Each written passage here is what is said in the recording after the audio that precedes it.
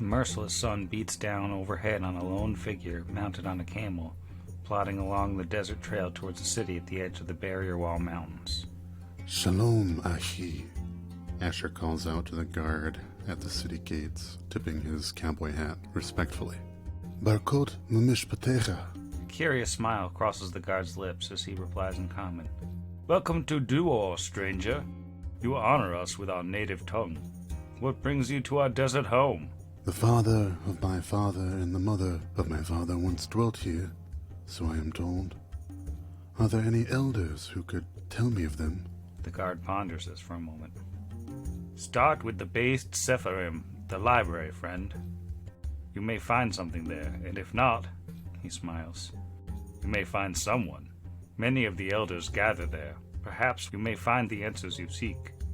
With that, Asher tips his hat again and guides his camel along the main thoroughfare, past stalls of fragrant spices, sizzling meats, and aromatic teas. He dismounts and ties up his camel at the entrance to the library, a squat mud brick structure on the west side of town. After an hour of searching through records to no avail, he almost begins to frown when a small group of nearly ancient-looking men and women enter through the library doors. Good day to you, revered elders of Duor, Asher says. Pardon the interruption, but I was hoping one of you might impart a tale or two to me. Tell me, please, did any of you know my grandparents, Micah and Sarai Halich? The elders, at first perturbed by Asher's interruption, talk amongst themselves for a moment. Halich, you say? No, one of them says, speaking for the group. We do not recognize that name. Micah and Sarai are common enough names, but I don't recall a marriage between any of them. I see, he says, trying to hide his disappointment. Perhaps my father, Levi Halich? He would have been a young man at the time, about 50 or so years ago. Dark hair like mine, not so common in these parts. One of the older men's eyes brightens at this. This gaunt figure, with salt and pepper hair and a beard, smiles, adjusts his onyx ring on his left hand, and speaks up. I do recall a young Levi, yes. Dark hair, about that time. It must be the same man. You lot go on, he says to the other elders. This young man and I must speak. This way, Asher. His voice carries an air of authority, and he beckons Asher to follow him as he walks out of the library and into the heat of the midday sun. Setting down a half-empty cup of tea, the older man smiles at Asher. You mean to tell me that Levi runs a shop? I thought for sure he'd wind up a famous adventurer, perhaps a captain of a town guard. But a shopkeeper? Yes, Kazov. He owns a general store in the middle of nowhere. And you say you knew him? Kazov nods. Indeed, my boy, I knew him. Many years I served as a priest of Gozra. Your father never missed a festival or a holy day. He spoke some about his parents, but I never saw them. They kept to themselves mostly, which isn't surprising, I suppose. Why is that? Kazov looks at him for a moment, saying nothing. He sighs and looks down at the floor before speaking. I can see he never told you then, your father. Never told you about what happened. What do you mean, Kazov? Do you mean about what brought them to Thuvia? He never wanted to speak of it. Kazov nods. Well, I can understand that. I imagine fleeing to another plane in the middle of the night would be traumatizing to a young man. To tell that tale, well, perhaps we need something stronger. Asher drinks deeply of his tea and shakes his head. No, thank you. Fleeing another plane? Were my grandparents traveling? Did something disrupt the journey they were on? An awkward silence fills the room. Kazov clears his throat. Do you mean that you do not even know that, Asher? Don't know what you are? The son of a shopkeeper in... Where did you say that town was again? Geb's Rest, but what do you mean? Know what I... For a moment, it seems like Asher can't keep his eyes open. What? What? He asks groggily. The mug slips from Asher's fingers, crashing to the floor, as he topples out of his chair. His vision begins to blur as Kazov stands, smiling triumphantly, and walks away.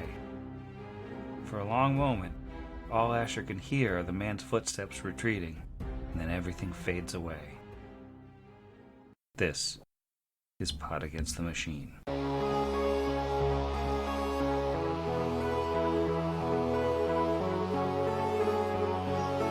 Pot Against the Machine.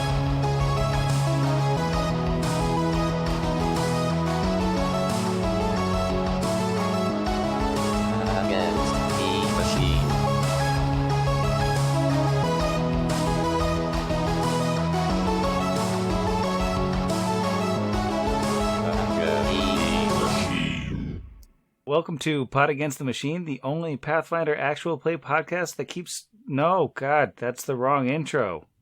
That's last episode's intro. Well, we're keeping this in. I'm editing this one and keeping this in. The shame. The shame.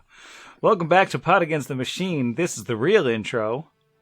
The Pathfinder actual play podcast with the holy symbol that no one can identify that definitely won't be important later.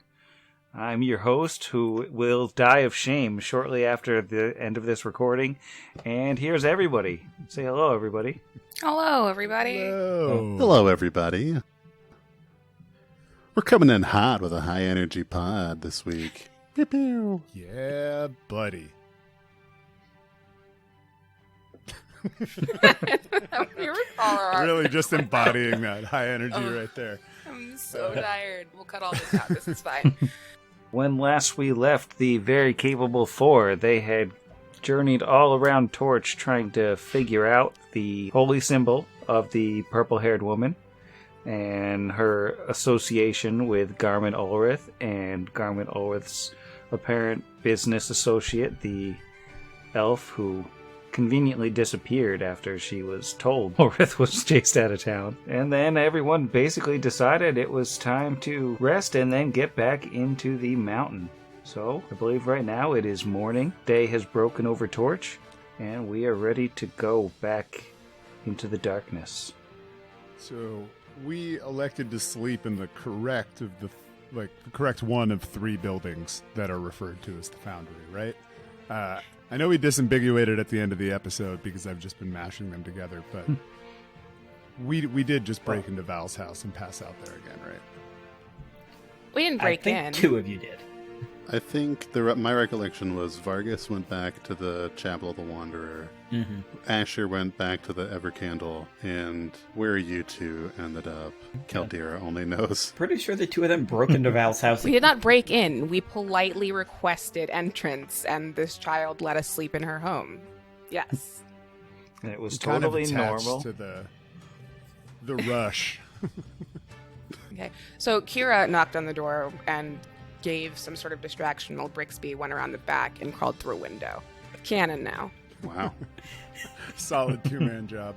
I like it. You gotta be careful, she's got that pan. It's true. I It's don't know mithril. why this continues to be so funny to me. Just sleeping in the house when there's an inn that we're allowed in right next door. But every time I think of it, I just can't not break out laughing. No, we really wouldn't want to impose on you by sleeping inside the inn. I'm sure your bed would be just fine. You don't have to worry You have about to it at all. remake the bed. Yeah, you can just sleep on Wash the the floor. sheets. Come on, it's fine. Hey, we'll just sleep in your home. Seriously, we do not mind. Your dad's not using this bed. It's fine. It's cool. Oof. Ooh, He's okay with it. We saved his life. We saved his life. it's true. So we all met up. Asher was like, hey, let's relight the torch today. Everyone was like the Monty Python rejoicing. Yay. Yay. We're gonna get some water breathing, right? Gonna go to our boy, the Gear Father. The Gear Father was gonna make us an offer. We can't refuse.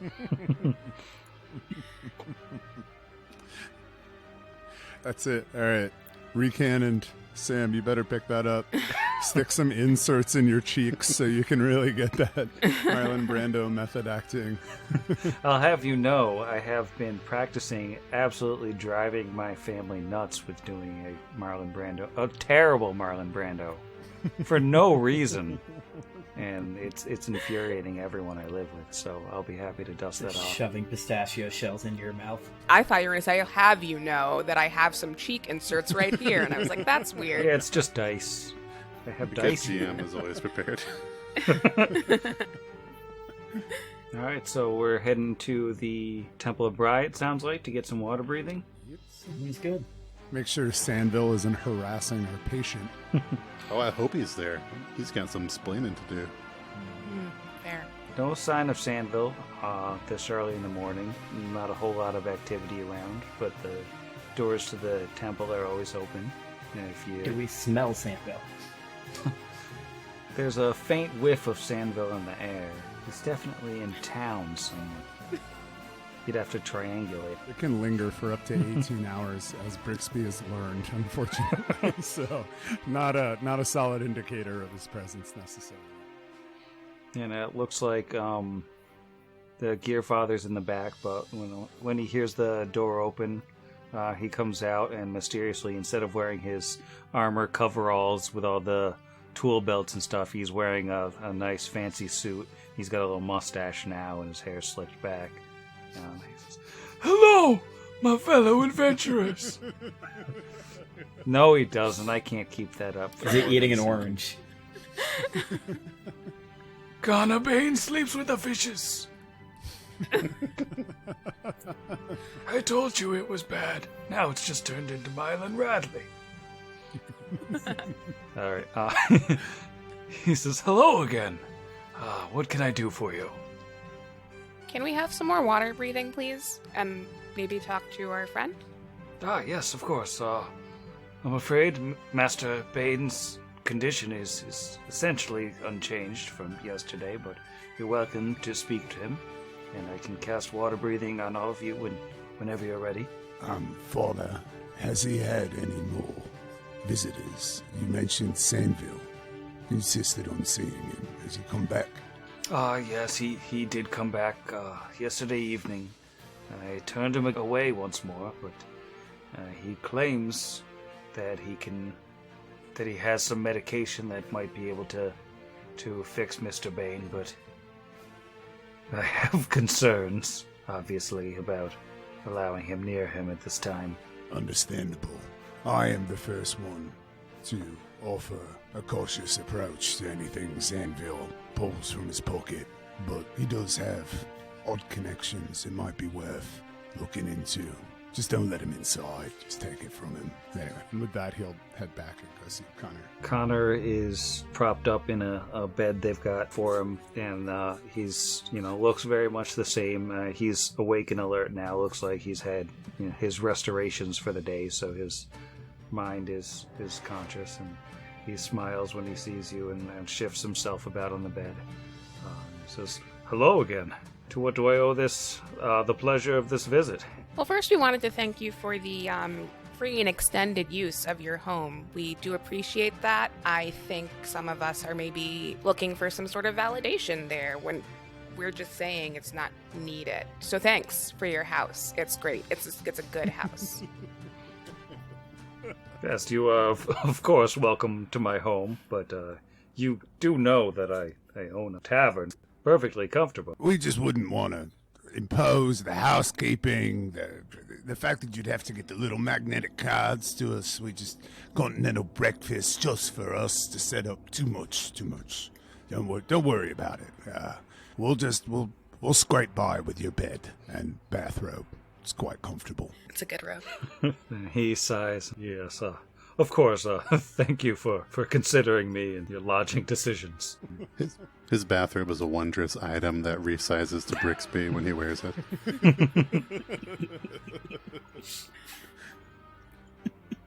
+1 robe of comfiness. Master Bane, we are heading back onto the mountain in hopes to relight the torch this day. In your recuperation here, have you recalled anything else that you may not have thought to mention earlier? Anything at all that might be useful to us as we return? I don't believe It's like a D100. I don't believe I've remembered anything that I haven't already told you that would be of use. It seemed that there were multiple decks to the craft, But my investigations of the structure, and it seemed that at least some of the decks have been completely crushed, and they may not be accessible at all, but there's definitely some more of the ship intact. Obviously, someone sealed that door in the cave. They're somewhere in that ship. Brixby is going to elbow Asher right around the knee area. Do you think we should show him the letter, tell him about Garmin, the power relay? Or is it the less he knows, the better right now, because we don't know who to trust? I certainly have no doubts of his trustworthiness, but in his current state, I just don't know how much this information would yield. Yeah, I suppose you're right. I meant more like the Gear Father or Sandville or someone else peripheral. Plus, who knows when he gets all yampy what he'll be able to say, not say. Just wasn't sure if maybe he could shed some light on the symbol, although if the father doesn't know, I doubt he does. I thought we asked Connor about the symbol last time. Did we? I thought we only asked the father. We asked both him and father. Oh, my bad. Okay. That's fine. It's certainly worth a shot. Certainly we could see if perhaps we can locate Sandville by smell or other senses. I don't wish to inform him of anything valuable. He's already been poking his nose around here, and perhaps Sandville might know of the symbol or know of somebody who may know of it, but I would not mention the power relay to him or the letter. He seems untrustworthy for the most part. Someone who's conveniently able to sell or not sell a robot for us. I'm sure the check is in the mail on that other remaining gold he owes us. Yeah, no, I understand. You can't trust anybody that has many of those tiny little trees hanging from his rearview mirror in his Buick. It's like 35 of them just jangling up there. It's covering something. But I agree. I think the Gear Father knows to keep it hush-hush. No one should know about the power relay. And probably not gonna, you're right. Unless, like, Gear Father is just, like, working on it, basically, like, on Connor, and it's just like, yeah, attending to you. No, he's got it in the next room over in sort of his private office, which is basically a workshop. He's just got a cardboard box over it. Got tuned to the oldie station.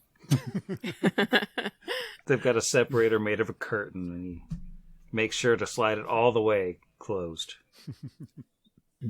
Vargas will say, I agree about not telling anyone else. I don't think that Sandville Tret is involved in any of this, but he's a criminal and a coward. I don't trust him to keep it secret if the wrong people come asking. No, but perhaps he might know a little bit more about Garmin or Nick Shariel or this purple-haired woman. We could inquire as to their whereabouts without revealing too much of our motives. Yeah, I'd agree. Think that if we do get any information out of him, we have to present it divorced from other sensitive information. But we can worry about that if we fail to find our own answers under the mountain, I suppose. It wouldn't be prudent to go looking for him now. We'll be wasting the time of the spell. I'm glad that people aren't sick anymore, but I do think we should try and fix the torch. So if we can do that without Sandville, that sounds like a good way to keep him divorced from the information. If we can't, then we can, push him in some mud, because I've heard that's a good way to make people talk. Excited to get under that hill, gang. I can, feel it. Let's go get into a big, long robot combat. So, are we heading under this mountain, or are we going to see Sandville? What are we doing? I do believe we are headed straight under the hill, not even to be waylaid by teenage miscreants kicking a can by the awful lake of tears and sorrow, or whatever its name is. Weeping Pond, right? The Weeping Pond, yeah. Yeah. That's its nickname. Yeah, they're off somewhere else playing kick the can ball. So, yeah, the Gear Father gives you your 6 hours of water breathing, and you get to climb into that stinky, stinky water. And won't make you roll swim checks for that. We've been through all this a couple times before. And after 40 feet under the water, you emerge dripping wet with stinky water in a moldy, dark cave. The corpses of beetles still sitting where they were shot to death horrifically just a few days ago. Vargas is gonna keep light on his arm, just recasting it every time it runs out. Are they still glowing, Sam? Or is their luminescence gone? Yeah, 2 of them are still going. 1 of them has gone out. Wow, that's so Like wild. 1d4 days after they die or Not, something. like, yeah, no, it's been 3 months since we killed these beetles. Or, 3 days. Yeah, the torch should honestly move over to like all beetle light. It's like clean energy, good for the grid. Vargas absent-mindedly pulls the leg off and starts chewing on it like a drumstick as we're walking by. That seems like some like Kelid like carnival treat or something like that you would have. Fried beetle legs. Climbing up the little ledge and heading through the way you've gone before. So I think Brix will take a long, hard look at the place where we found Parda's body again. Just like it through the room. Kind of always just gives him the creeps. Conversely, Kira will pointedly ignore it, pass right on through here, and stand over here with the frog. Oh, yeah. God, that thing's got a stink. Yeah, there's definitely a hanging pungence in the air from the various corpses, including, but not limited to, the horrible frog monster that blinded a couple of you. Again, just a few short days ago. But turning south from there, if you head down that long, narrow corridor, you once again come to the 4-way intersection with a scrap pile to the north, hallway you came down behind you, and then another narrow hallway leading off to the southeast, and one to the southwest, where there is a mold infestation. Vargas will stare down that southwest tunnel and call to Brixby, who he sees going off down the end, and say, The Skulk woman, she mentioned there was something in there with the mold, didn't she, in that letter? She did, buddy. I'm wary. I've spent a good deal of time, below ground. The things that grow here, not good for you. Sam, can we roll anything on this? Because I didn't have knowledge nature last level. Is there anything that we can learn about this mold? Yeah, you can roll knowledge nature now that you have it. Alrighty, got a +8, no headache. Let's kick it off. 13 on the die, that's a 21. With a 21, you can recognize the mold infestation down there, especially from the precipitous temperature drop in the cave around it. This appears to be brown mold, which feeds on warmth, drawing in heat from anything around it and using the energy to grow. It normally comes in patches that are small, around 5 feet in diameter, and the temperature, the reach of the cold effect that it has, reaches for a good 30 feet around it. And it can be so cold that it actually hurts you if you get close to the mold.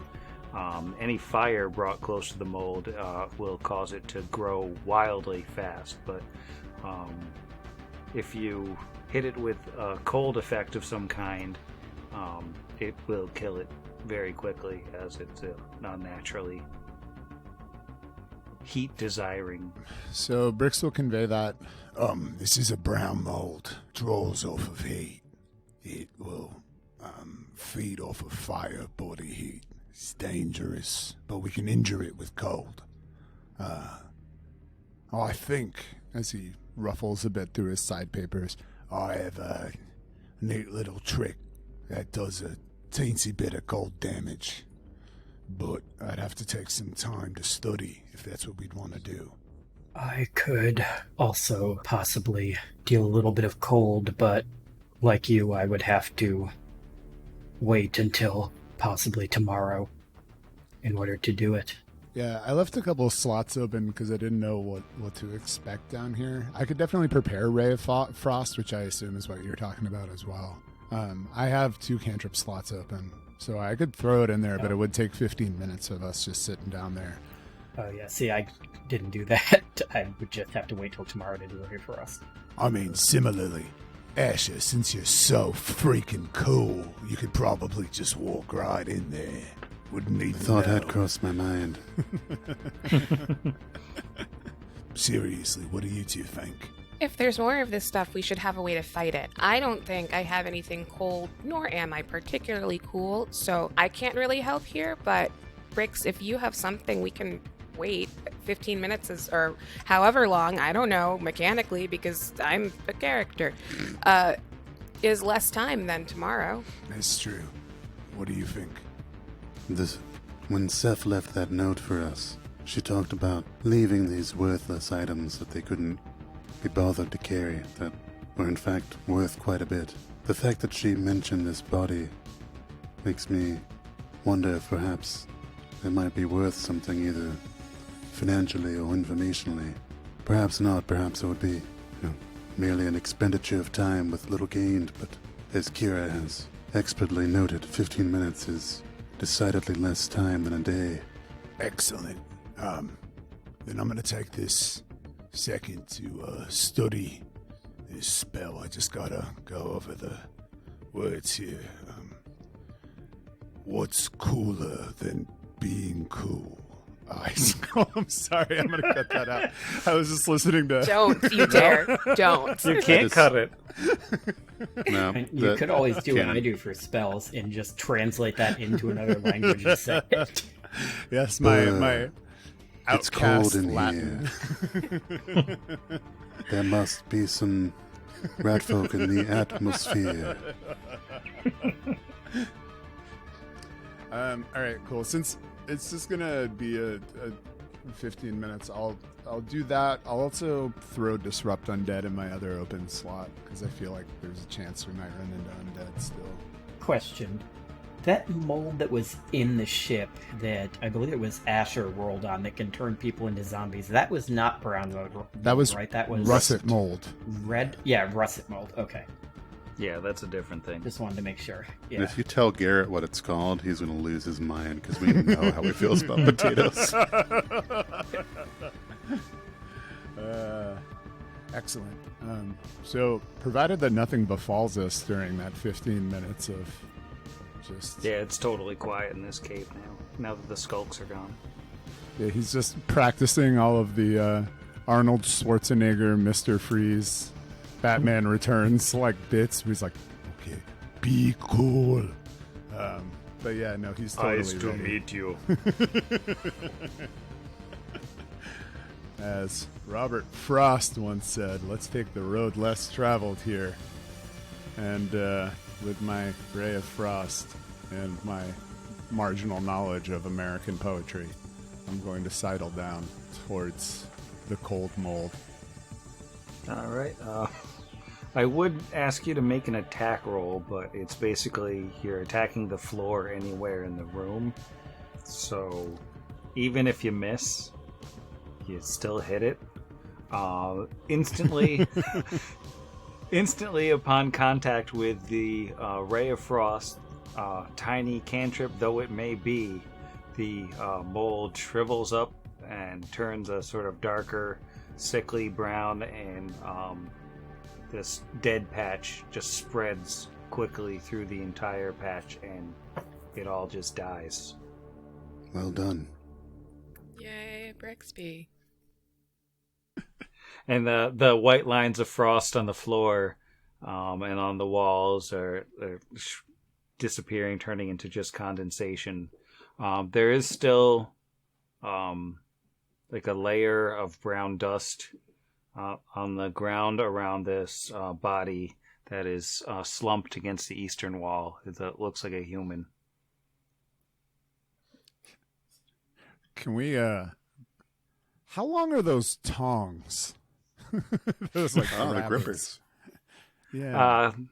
They're just reach into the next square kind of thing. But the hazard in the room appears to be gone. Okay. I just wasn't sure if I should just drag the body out respectfully with a pair of oversized pliers or not.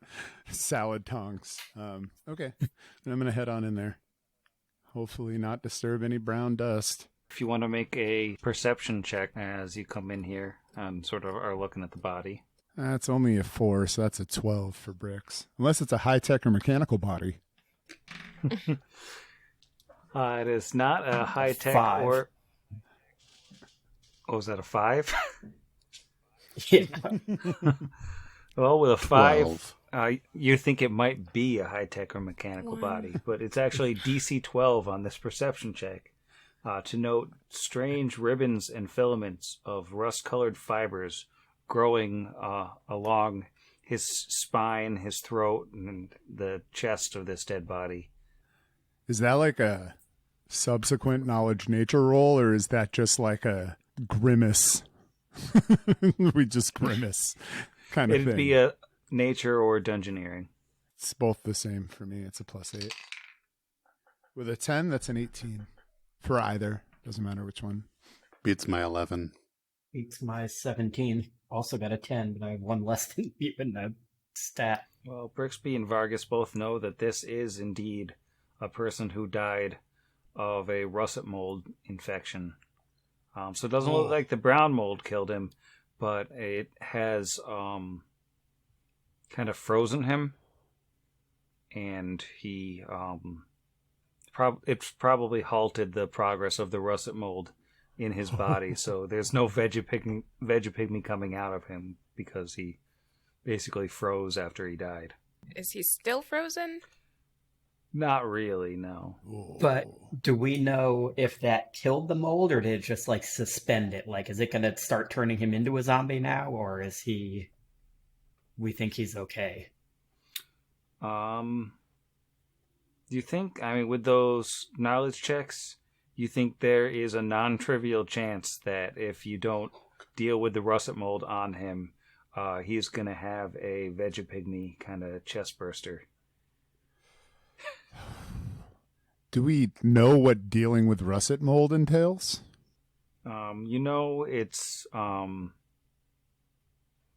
immune to fire, so that wouldn't work, but things like alcohol, acid, or a spell like remove disease would work to cleanse him. Vargas is going to step up and just start shooting it with acid splash over and over again every spot that he sees the mold. And that works. The dead body absolutely does not put up any resistance. Now you can roll a knowledge local check to see if you recognize this particular person. Yeah, before he starts Before you melting. burn him with acid. Oof. Natural 1. I do not recognize him. Anybody else? 7 plus an 8 makes a 15 for Bricks. Beats an 11. Beats my 8. Well, I think in a previous trip into Torch, Bricks must have run into this guy who was a man named Gerald Sonder, who's an adventuring type, but he probably doesn't know much more about him than that. I think his name is Gerald Sonder. I'm not sure if he was in a party that hired me, or maybe we were both on a ship coming up the Selin. But, yeah, he looks like he's had a rough turn of it. So is his body, now that we've burned the stuff off of it, safe to transport? Yeah, if you've done acid splash on each of the areas where the mold filaments were, then yeah, it's in a bit of rough shape, but it's safe to pull out of here. You all down for pull out the old- normal? Yeah, I was going to say the normal empty the pockets, throw them in the dead friend blanket. We've got this routine down pretty set. The standard DFB. Yeah, but first we grab the white key card from his pocket. Mm-hmm. We don't want to forget that. Yeah. Also, the fungal defoliant that he had in his pocket and didn't have a chance to use. Passport, driver's license, social security for the purple-haired lady. Mm-hmm. Well, All that stuff. We're going to open Sadly- credit cards in her name. Sorry. Sadly, he doesn't have anything all that interesting. He does have a Masterwork chain shirt, a set of Masterwork thieves' tools, a Masterwork hand crossbow, 5 bolts, several empty potion vials, and 75 GP. Currently wearing a mundane chain shirt. Masterwork would be an upgrade for Asher. Yep. You know, it just reduces ACP by 1, but it's pretty dope. This clearly must have been someone with Connor's party, if you recognize him from town. We probably should have tried to get a running tally from him before we left of who all was in his group, if he remembers. Well, We can think of it next time. while we are currently in the business of extricating bodies from under the mountain, I'd like to think that we could just clear this place out and leave the pallbearing to someone else. I don't want to get a reputation for being creepy, more than we already have. Yeah, Asher would take the few minutes to properly undon. We'll go with remove. Remove his mundane chain shirt, and then don the Masterwork chain shirt. Which now this horribly burned corpse is wearing like a perfectly fine armor. And Asher is definitely not conspicuously wearing Masterwork chain shirt with acid burns on it. Put your armor on the corpse? Oh, I guess I didn't need to do that. To be polite. It's the only All right, edit that respectful out. thing to do. Yes, it's a tradition in my homeland.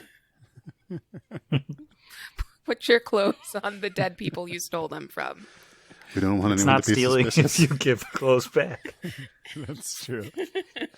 All right, yeah, I don't put regular armor on the corpse. That's stupid. I like the idea of taking the time to don your medium armor and then taking the time to make the corpse don the medium armor. Well, he would have been better suited against all those acid splashes. Oh, no, I guess touch AC. Never mind. I'm going to edit that out. I have the power to. Quick update, Dungeon Dive Bar has confirmed that adamantine is indeed magnetic. I love it. Woo!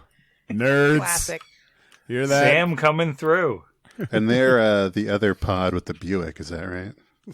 They do have a Yeah. Buick. Perfect. And a GM named Sam. And a Jiskin Character artificer. with a metal arm, don't they? Yeah, and that's just an true. artificer. There's Honestly, no we proof should- we are not them. We should literally just have them do our next episode of the podcast and see if anyone notices. Oh, They can do just it like take a our Freaky character Friday. sheets. Yeah. Yeah, we record their next episode, they record ours. That's brilliant. Brilliant. Love this marketing. Yeah, no, that's solid stuff. Wild cross promo ensues. Speaking of brilliant, I'm going to call down to the skulks and say hi on the way by. Maybe shout a you You suck. suck. You suck is right. Distantly, you hear a unskulk-like voice, maybe more of a troglodyte voice going, "You suck!" No.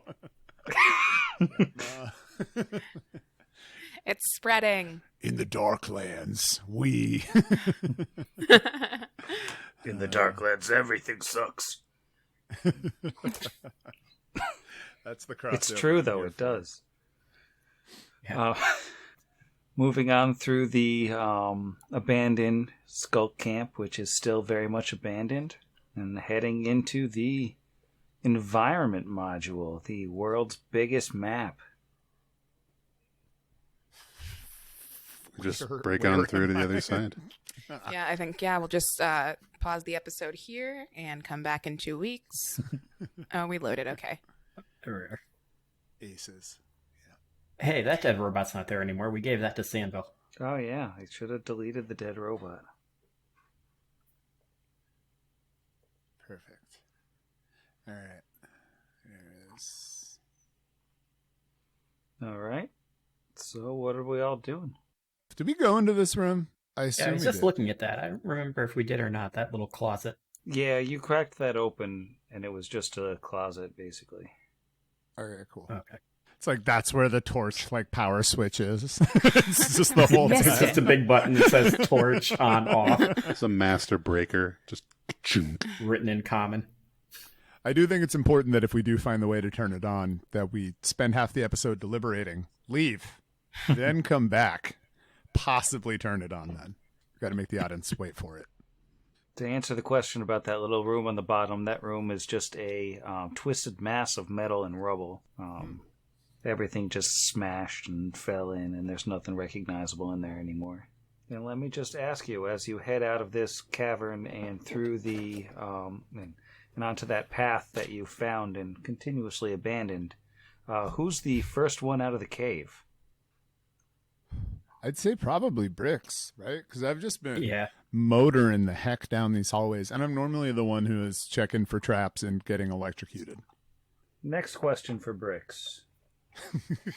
Does an 18 hit your flat-footed AC? Oh, yeah. Oof. You mean my flat-footed AC of 11? I think so. Yep. That flat-footed That AC? flat-footed AC? Mine? Why, Well- yes. As you step out of the cave and into the desert, which is now hot and decidedly desert-like, you get punched in the mouth and and take 7 damage from Oh, the my God. punch to the mouth as you see standing in front of you an old friend with 4 arms. Hetuath stands what? living in all his undead glory and has just punched Brixby in the face. Punched you? He has no swords anymore and he has no cool cape, but he's there nonetheless. And I'm going to need everyone to roll for initiative. Wow. Gotta say, didn't see that coming. Am I here? Yeah, He you were punched and there. retreated. So it was Okay, like cool. right as you were emerging from the cave. He just Yeah, I didn't know if popped he out. has, like, go-go gadget, screw you Brixby arms that could just whack me around the corner. Wow. Gosh, was not waiting for, or did not expect Yeah. ready to action sock the rat. Unanticipated. It's a very specific ready to action. If a rat folk emerges from this door, Punch rat. I'm ready to punch it. Importantly, does he have improved unarmed strike, or was that non-lethal? Ooh, yeah, or did he provoke? Flat-footed. Flat-footed. He actually has a natural slam attack. So Also, if he He's was slamming ready in me and I'm action just to like, hit "You're whatever natural." walked out of there, couldn't it go over Brooks' head? Because wouldn't a ready to action be against a medium creature? maybe These he are was the trying to types punch of in the stomach. semantics. Punch in the stomach. It was- Oh, that's a 15 for the rat who got punched in the face, by the way. All right. And how about Vargas? Vargas rolled a 4 for a 6. And I'm really glad I'm blocking everybody else from getting into this tunnel. how about Asher, the famous slayer of Hetuath? It's a 17 total. Ooh, speedy. And Kira. 13 total. So Asher is up first. Asher famously in the back in a narrow hallway with a gun. Fantastic. So out here in Happy Desert Land, I know the ceiling is pretty domed. Pretty domed. That's one of the dumbest things I've said. It's a dome. I know the ceiling is a dome here, but starting in this cavern exiting tunnel chamber of excellent description, how tall are the ceilings? Good lord, that was difficult to get out with words. You're in an area where you're in kind of a cavern where back at the beginning of it where Vargas is standing, it's probably about 15 feet high, but by the time you get to the mouth of the cavern, these sort of sheer rock walls open up to about 25 feet high. And you can't see the sky from the cavern. It has, stone ceiling. But out beyond, it looks like outside kind of natural sky now that the power's back on. Cool. Then Asher is going to... he's going to do a daring vault. Why wait when he can spend a grip point in the first round of combat? And he is going to attempt to jump up to get enough height here with his movement.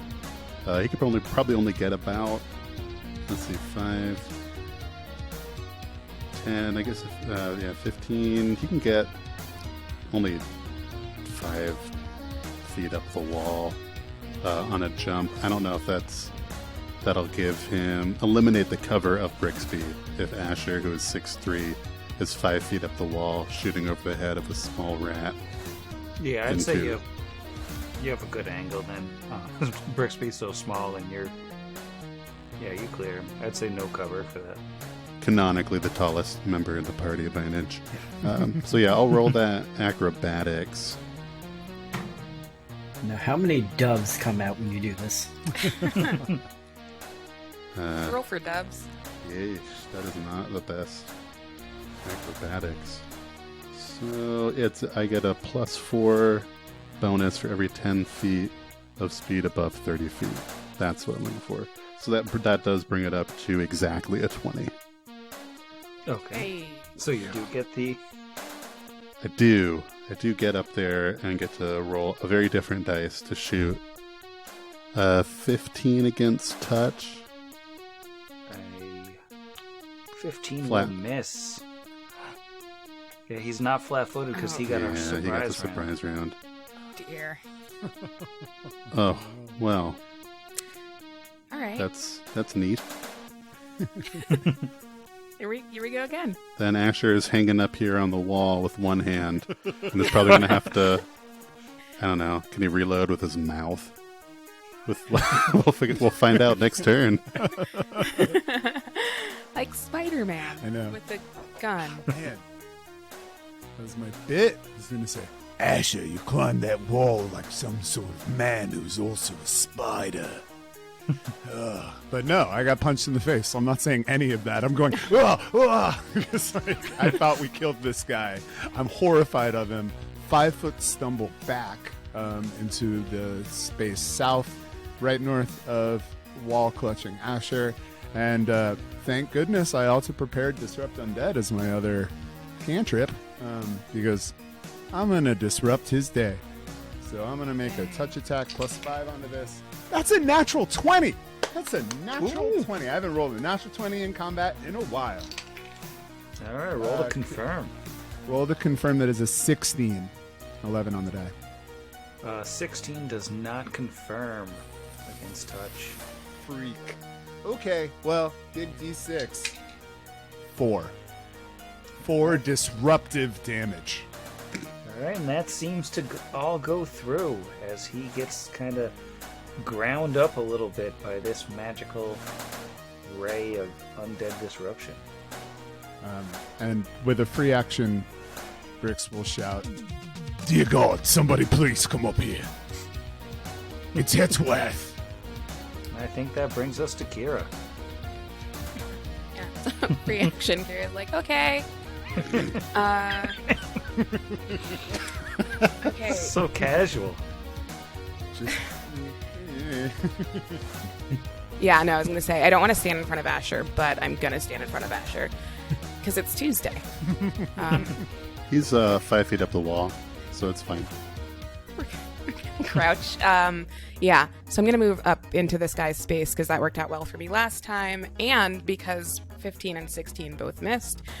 And because Kira spent the entirety of the last battle unconscious in a puddle of grease, she's going to rage. So she'll move, pull out the great sword, and swing. Oh, no. That's a 1, so I guess that's how tonight is going to go. That'll be my turn. All right. Well, that brings us to Hetworth, who it's He's standing in front of Kira now after all that shuffling about, and he's going to shout in a language that only Vargas understands, I believe.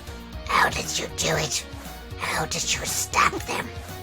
And then he's going to take 4 slam attacks at Kira.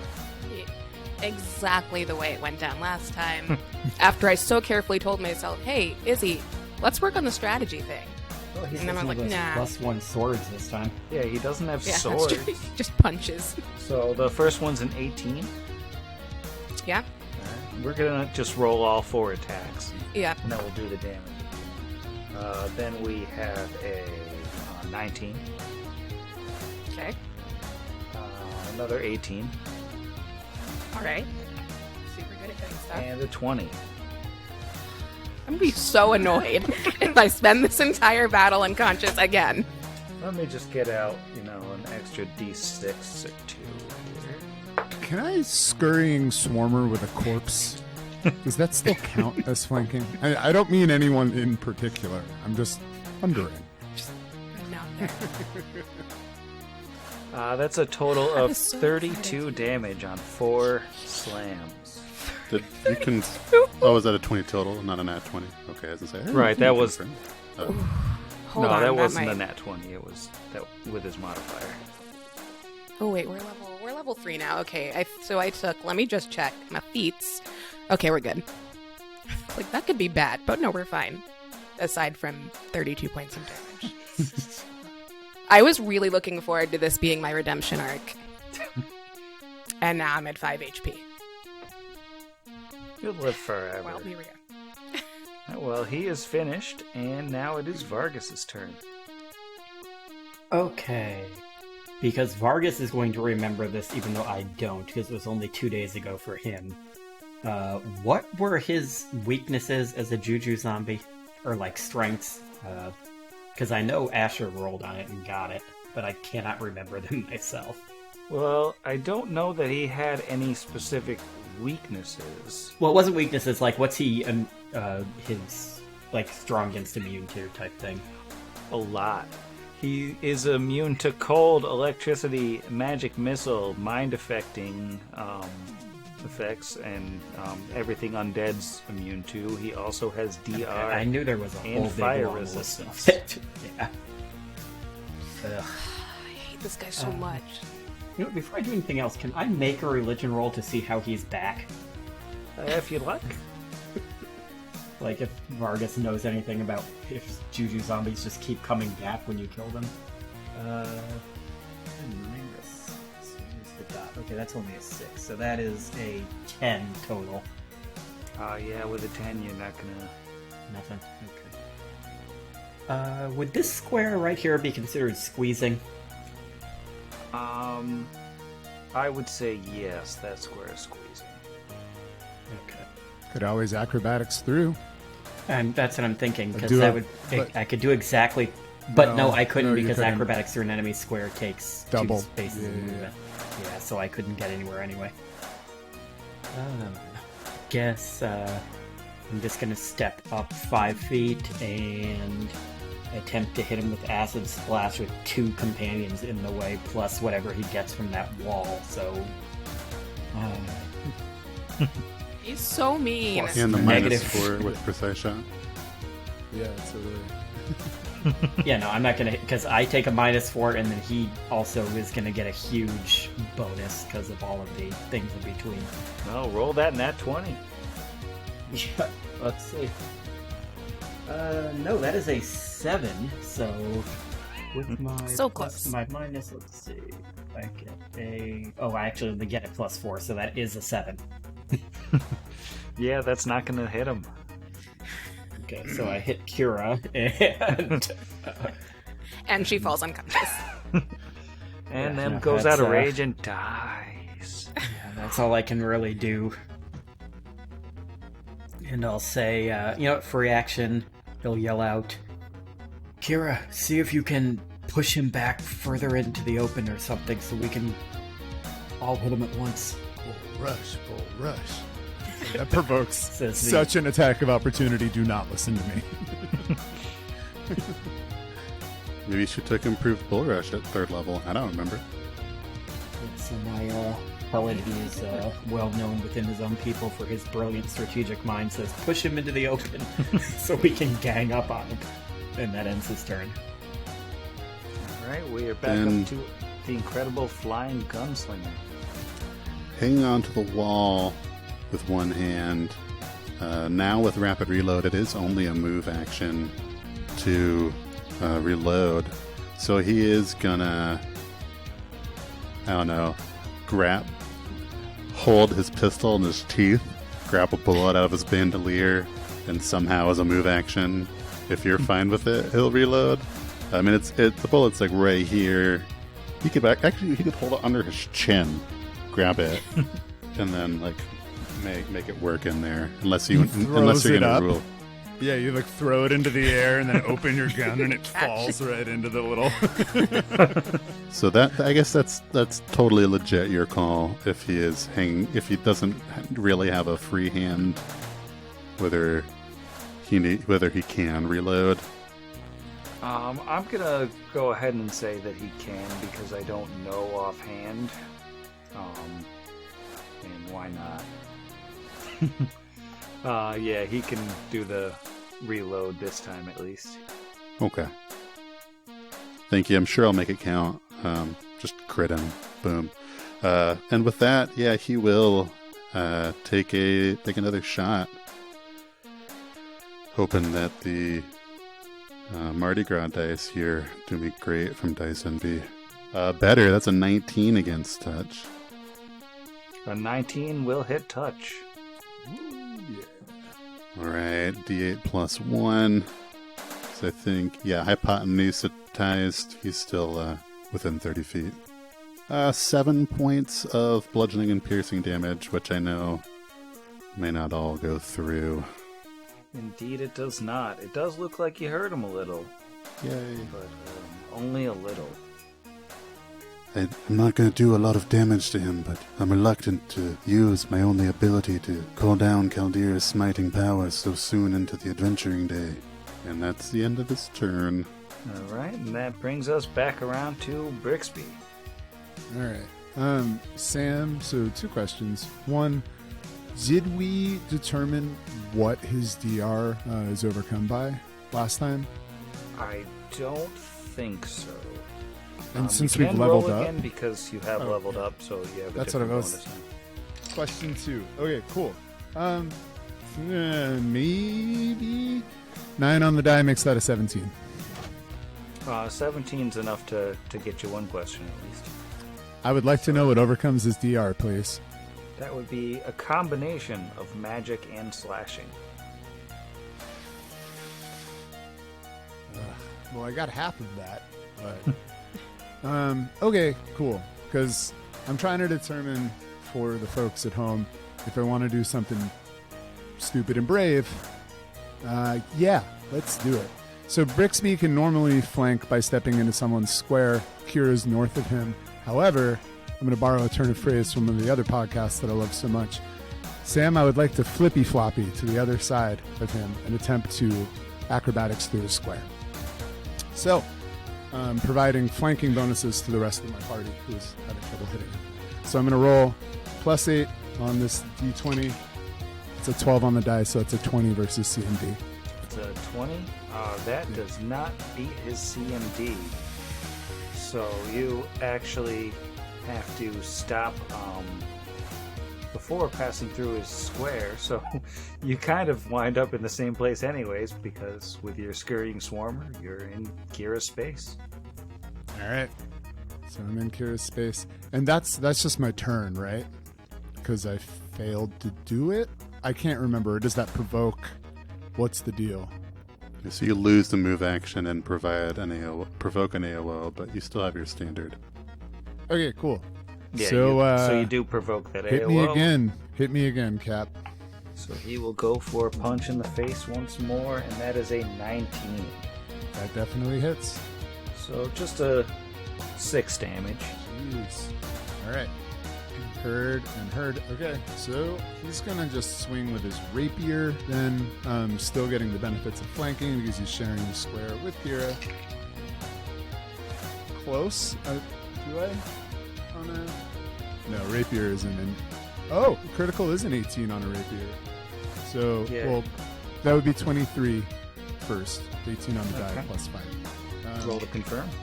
Natural 1 on the confirm. So, Well, it's a hit Uh, anyways. but... Okay, well, then it's 1d4 minus 1 plus my sneak attack. So that's a 1.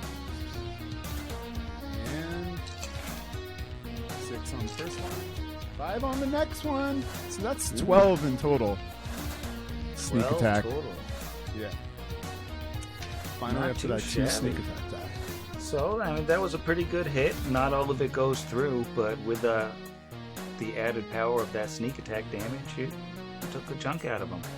He does. I would look like to happy. thank Jeff's partner for providing the only dice that have ever rolled well for me in this campaign. Thank you again.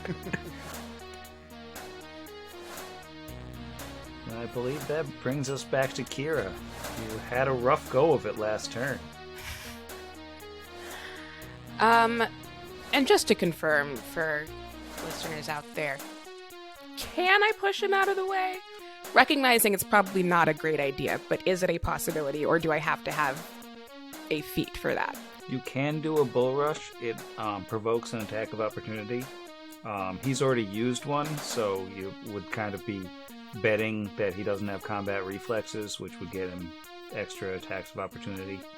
But then it would be basically a CMB roll to bull rush him. Okay. I really, really want to use my plus 10 to hit, but Vargas said push him out of the way, so I feel like that's what she's going to do. Is that strategically sound, aside from attack of opportunity? Like, we all still have to go up to him. Asher would be okay. I mean, we can get flankies. Because that's what I was trying to do before, was get behind him so I could give you a +2 to hit. I mean, I will tell you one thing. It's damn cool. If that has any bearing on if you decide to Well, do I it or mean- not. It is a very cool thing to do. I think I'm going to go for it. Okay, so then, Zach, you can just add out all of the uncertainty to make it sound really cool. So I'm pretty sure she's about to go down, so I want the best soundtrack for this. You said it's a CMB. Yep. Okay. Come on, dice. Yeah, that's a 4 plus 9, so what? I don't think 13 is going to do it. Well, he takes a swing at you with combat reflexes as you go to shove him, but he did nat 1 on his attack of opportunity, so he totally whiffs it. But I think that was enough to kind of throw off your balance, and the bull rush does not dislodge Hetuath from the mouth of the cave. One day. Just a little bit of damage on this guy someday. Will happen. All right, well, I'm done. All right. Can you shift Z this monster again so we can just... Are you sure? Yeah, I want to... There he is. Yeah. Face him. God. He's a wiry dude. horrible. Yeah, he's rotting a little bit. He's got those 4 arms. He doesn't have He the didn't cape pop with the up for me swords when in he it. did that. He didn't pop up for you? Now he's gonna Popped No, up to he's me. still throw little. him back at us. Nah. I hate that. Even if I leave him up there and be like, "No, Sam, I won't let you do this again," you can just pop him anyway. I have infinite popping power. That's the GM way. And there's the episode title. All right, we're back around to Hetuath, and he's going to say, Tell me, how did you kill them? he's going to take 2 swings at Kira and 2 at Brixby. So that is another 18 to hit Kira. Let's see, that's 5 damage. Okay, well, there you go. All done. Oh. Thanks, team. This was fun. Are you still standing? You unconscious? What's the... I'm unconscious. Oh, I thought you had 5. Are you at 0 Left? exactly? Yeah. Oh, yeah, that's right. Right. I forgot Which about is that. 0. way Okay, worse. so Are you accounting for rage HP? yes. And so this is, okay, here's a fun question. This is a thing I've been confused about for 6 months now. I lose rage if I go unconscious. In theory, I have raging vitality, so it might not matter. But at 0, I'm good? I would assume if the raging vitality feat, it can't. If I'm unconscious and I can still be raging, then I would assume it can be at 0 and still raging. Yeah. Yeah. Okay, so then I'm just at a flat 0, and then if I take... Oh, no. Good. Raging vitality, I'm good. Flat 0. I can't do anything. Yeah, so you're still standing. For now, until the other swing comes. And then the other two at yeah. me. Good luck, guys.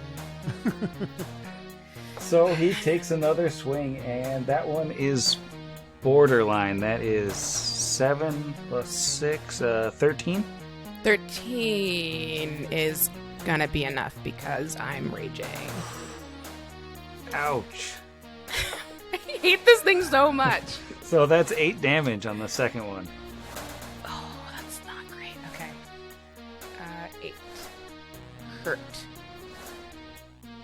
There it is. Dead or dying. Yes, thank you, Hero Lab. Okay, so you're at -8 and unconscious now, but still raging? Mm-hmm. But still raging. Alright, so you're fine. It's fine. You're gonna live forever. Yeah, you say that often. And then he's gonna take swings at Brixby, who now stands alone in front of him. That's a nat 20. It's not going to hit. I'm sorry. Gotta roll higher. The roll to confirm is just a 12. That does not confirm. Thank goodness, honestly. Because I could die very easily. But no, AC 14, Sam. Alright, 9 damage on that slam. I am still standing somehow.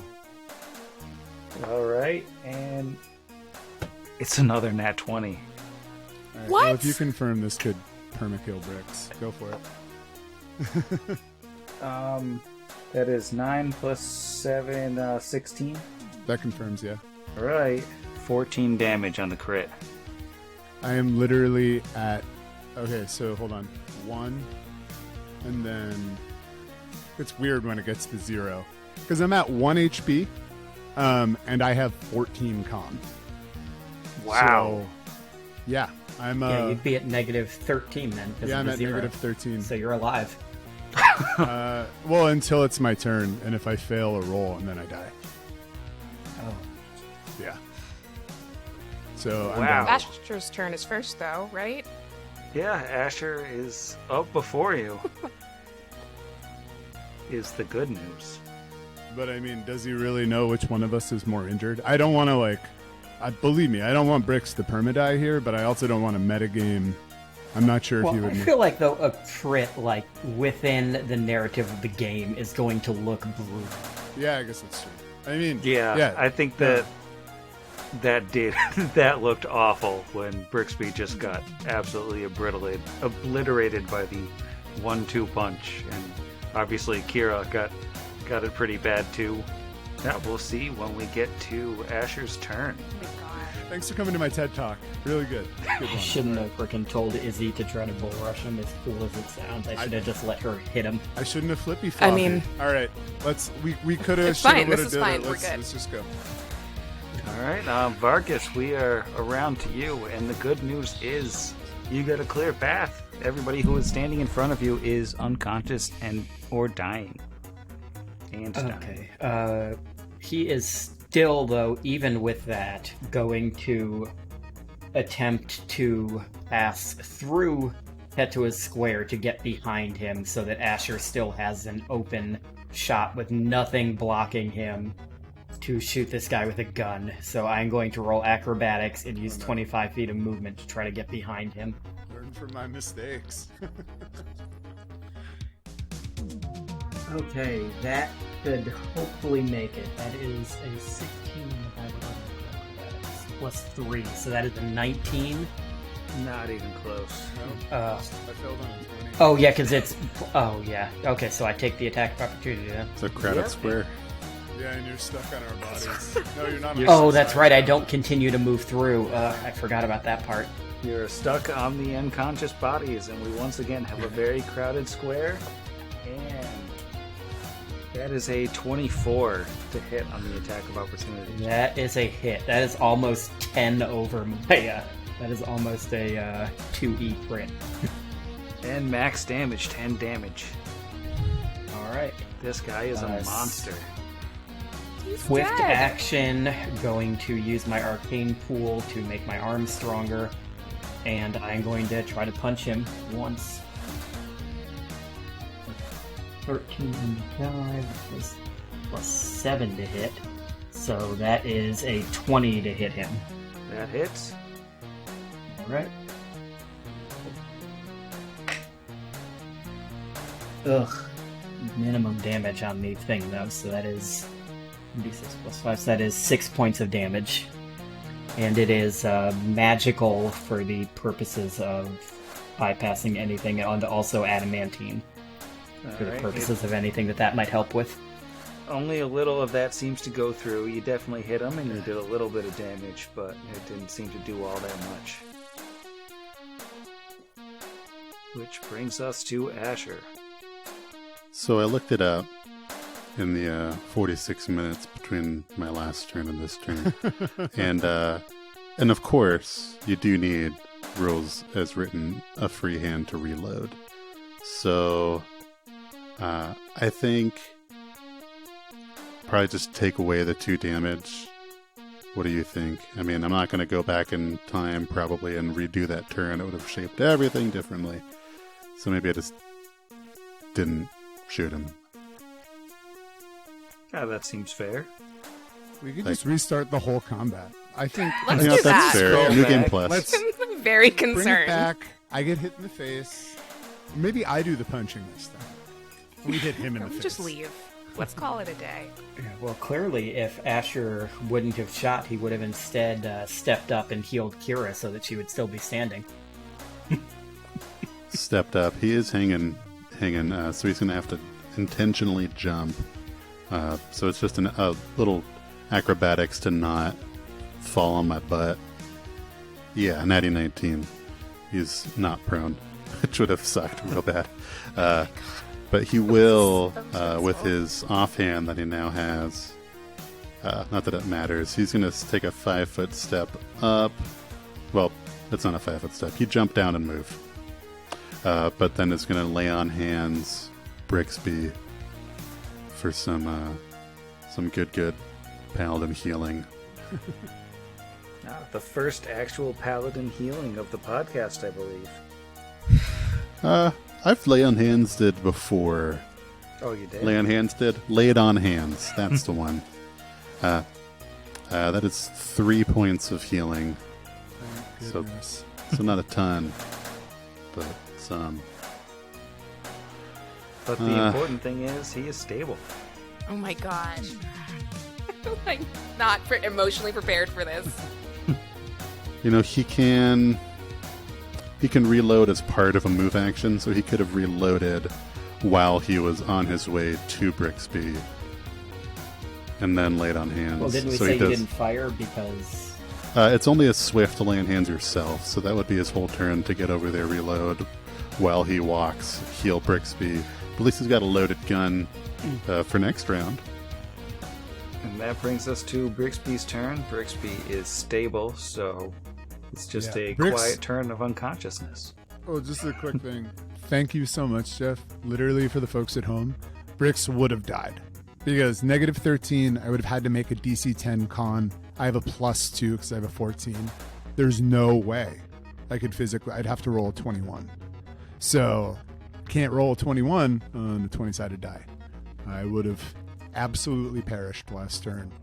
Thank you very much. So I'm just going to lay here. Thankfully. Gratefully. Grateful Dead. Excellent.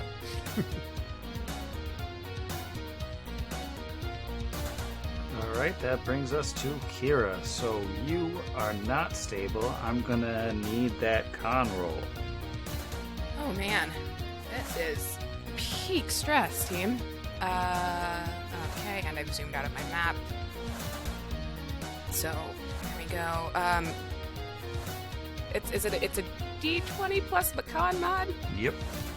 That's my third one of the night, and I think I've rolled like 4 times. So that's a 6, which is Alright, so you lose 1 HP and continue bleeding on the ground. still dying. And Hetwath, who is now standing over 2 members of the party and staring into Vargas's face, he says, How did you do it? Tell me how you killed them. and then he's going to unleash his flurry of blows that is not literally a flurry of blows. We've got a 22, Yeah, that's a hit.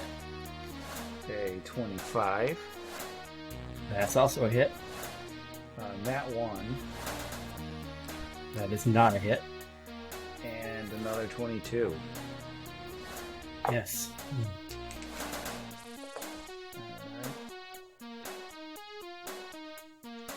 That is 21 total damage. Wow. Hang on. So I'm definitely down. I'm seeing if I'm dead. I don't think I am.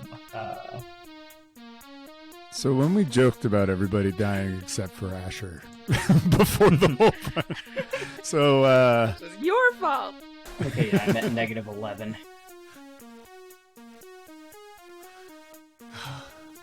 what's your con? Can I ask? Con is 14. Whew. But I'm looking, one of my things makes me harder to kill. Okay, yeah, so I don't die until I'm at negative 18. So I got a couple of rounds. You also auto-stabilize. Oh, I also auto-stabilized. I forgot about that. Thank you for knowing my character better than I do in the heat of the moment. Your current character. Yeah. Wow. We're laughing so we don't cry. So I'd like to point out, he just knocked the only person that could answer him unconscious, so clearly he doesn't care too much about getting the answer to that question. Yeah, apparently not. Well, this was fun. I really enjoyed doing this podcast. I'm glad we got an episode of machine learning out first. Yep. Oh my god. This is not great. Maybe you shouldn't have. So what were you going to say? Oh, no, it doesn't matter. Oh, Alright. something funny, Jeff. I was going to say, maybe something when you funny. said, maybe you shouldn't have used the word execute, because that's what happened to all of us after the first episode of Machine Learning was released. Wow. But it's like a totally valid, computer word. That's what we're going to call it. Not a programming command. Computer word. Computer word, yeah. I work in IT, folks. Alright, we are up to Vargas, who is currently unconscious. Okay, Vargas is going to burn his broken, not beaten to wake up and swing at this dude from the ground, because screw this guy. What's the negative for attacking from prone? 4. Okay, Pretty sure it's so 4. 4 sounds I have a +7 to this and a -4, so that is an effective +3. So that is not a hit. Oh, what's the total? So it's an 11. Ooh, no good. Yeah. Does Rolled he an have 8. a special taking pity on the party AC that maybe Neil Spicer wrote in there? Because maybe, just maybe, you're human, Neil Spicer. Just maybe.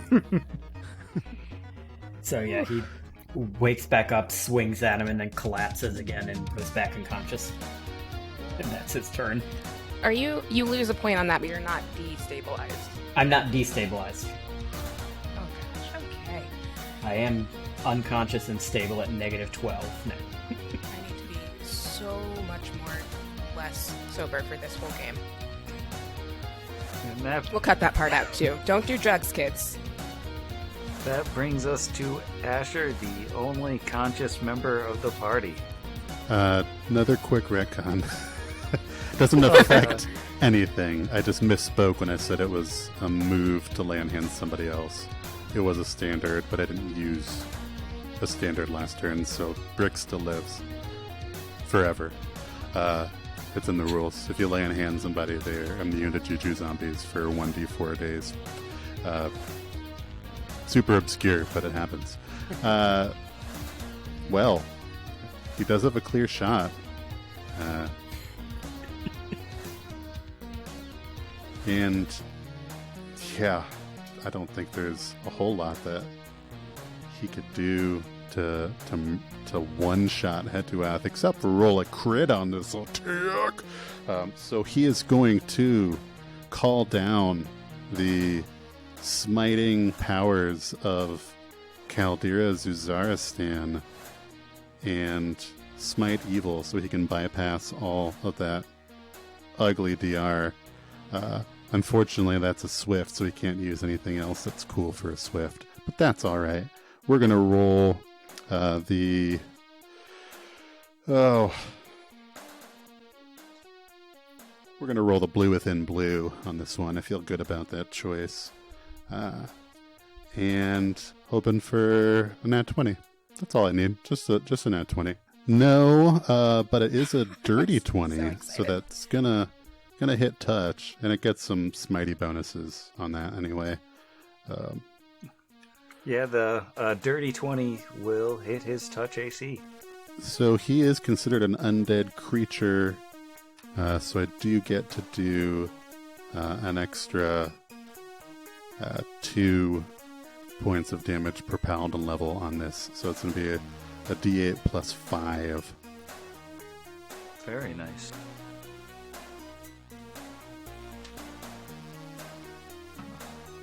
Max on the D8, so 13 points of DR bypassing smiting bullets. Wow. Alright, you take a big old chunk out of him, but he is still standing. Before the end of his turn, I've been so caught up in everyone's dropping like flies. I would also like to roll a knowledge religion, so we can figure out, should we all, any of us survive, how to keep him from coming back. But that was awful. It's 4 on the dice. So I don't think a total of 9's going to get me anything worthwhile. So that will not. He will stand his ground and use his move to reload. Hey, I've struck you down once. I'll do it again. And let's see. Brixby is stable and unconscious. Kira. Try a new D8. D20. You better not be rolling D8s. Oh, no. This is very important. Yeah, it is. That's a 4. Just gonna leave game. 4 plus 5, which is, a 9. So I'm just gonna keep adding these points and then text my mom and ask for a hug. And how far in the negatives are you? Minus 10.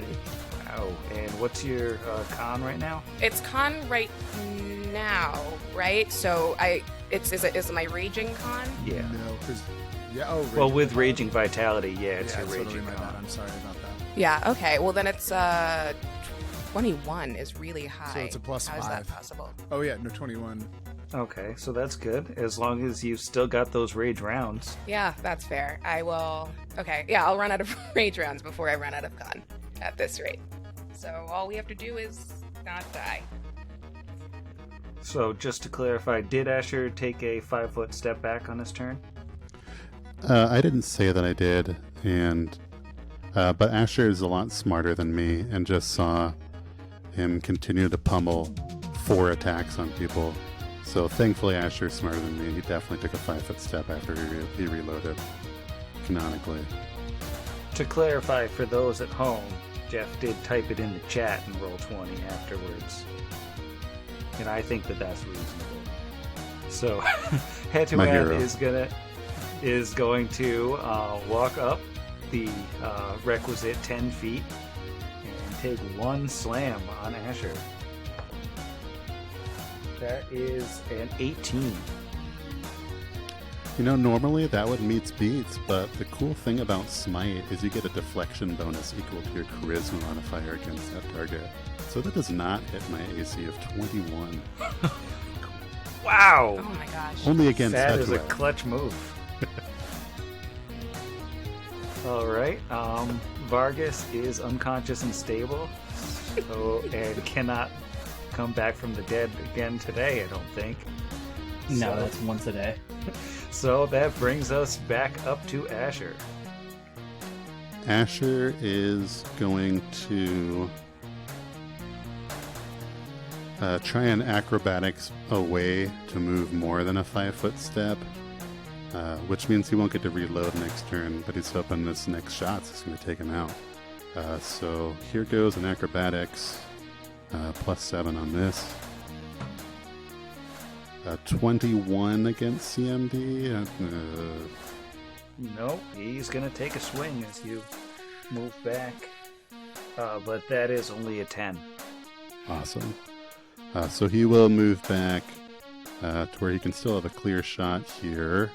So now it looks like he's about 15, maybe 20 feet away from Hetuath. And is going to take another smiting shot. I'm hoping I can change up dice and find the one that's gonna do the thing. So here comes the Blecky Stone. That was a poor choice. Yeah, no, that was only a 4 off the dice. So no. I mean, his touch is at least 17, so it's gonna miss no matter what. Alright. Brixby, still unconscious and stable. We're back up to Kira for that con roll. Going for the unicorn dice. Come on, unicorn die. That's a 6. Cool. 6 plus, what did I say it was? 5? 5. 11. What do I have to beat? 10, but 10 minus plus the your amount that negative. you're negative. What are you negative? 10. Okay, so you rolled an effective 0. You're trying to hit a DC 10. I rolled 11. Okay, so you rolled an You effective 1. effectively rolled a 1. Yeah, which is probably not good for anything. Got it. Okay, hey. Well, listen, rules. You still have 10 rounds of this, which is crazy. You can do this for 10 more rounds. I have 7 more rounds. Oh, Well, 7 more rounds of rage. well, you're still better at dying than I am. Or not Thanks. dying, whatever you're doing. Cool. Great, still dying.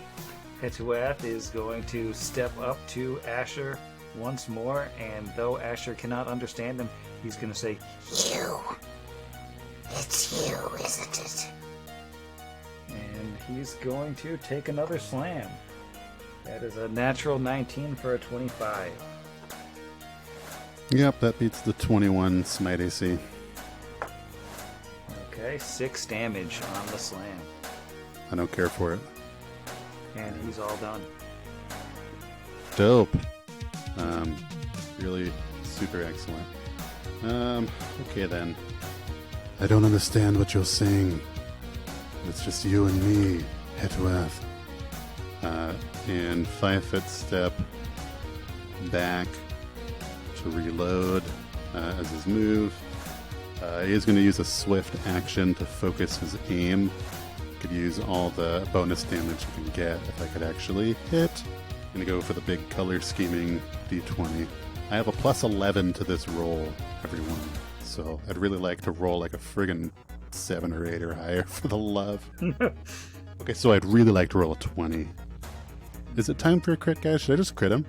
Yeah. Yeah, I think why not? let's try it out. Okay, I didn't, but it was a 15 on the dice, so that definitely hits. That does hit. So that is going to be a d8 plus 8, thanks to the smite and the focused aim. Only 3 this time, but 11, that bypasses all of his DR.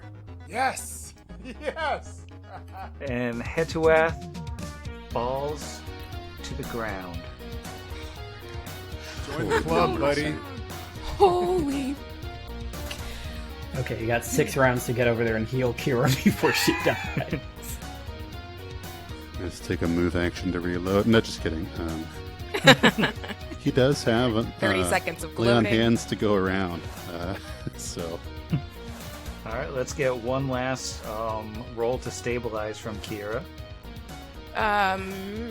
15, which still pretty sure is not enough.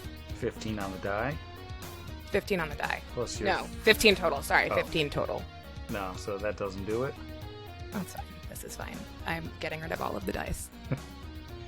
And on Hetoath's turn, he's, just laying in the sand there. One of his arms is sort of hanging out behind him in the cave on the ground. And just the tiniest bit of sunlight coming in from the mouth of the cave hits him in the arm. And that arm crumbles to dust. Whereas the rest of him is, still just dead Kasatha. Hmm. And we are back around to Asher. Gonna pop a lay on hand, so he'll place a hand on Kira's back and say, No, he's been taken care of. Don't you die on me. 5 points of healing. I will take it. And now that no one is dying, I'm going to bed. Oh my. I don't want to say anything to you, man. Yeah, but Fine. How about that? Fine, Sam. go to bed. I hope you can sleep with yourself. Freezing. Well, all right. Oh my god. Good night, Sam. Good night, Sam. Good night. Sam.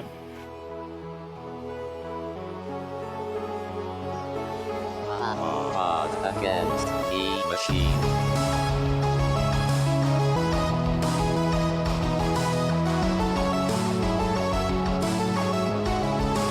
Against the machine.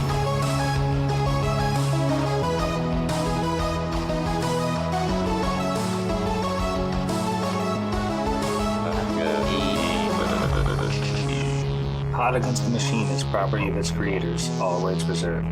Pathfinder and the Iron Gods Adventure Path are properties of Paizo Publishing. Please visit them at paizo.com for more information.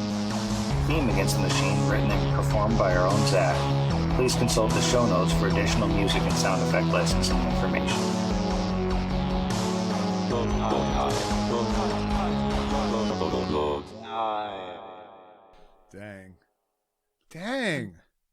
Dang. I literally thought we were going to get TPK'd. Yeah, so did I. Also, Izzy, never listen to me again if I tell you not to attack when you have a +10 bonus. For the love.